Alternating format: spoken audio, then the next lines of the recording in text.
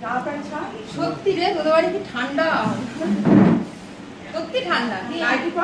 না আমি চলে যাবো এক্ষুনি আবার। চুপ কর। হ্যাঁ এখন না, না 2 ঘন্টা।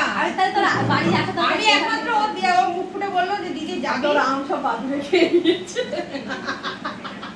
একটাও নেই আছে, আমি আম নিয়ে আসতে রেখেছি, ঝুড়ির মধ্যে রেখেছি আম তোর জন্য।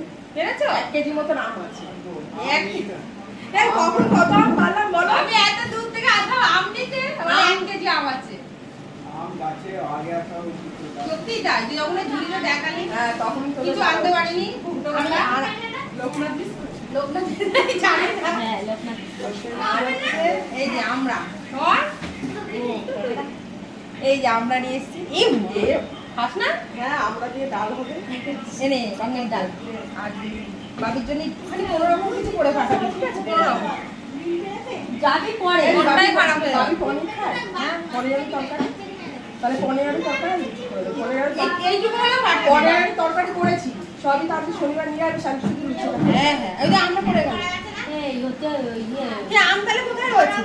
আর আম গাছে দেখবি, গাছে আছে। পারতে পারবো না? হ্যাঁ পারতে পারবি, লগা দিয়ে ওই চিলেকোঠায় উঠবি।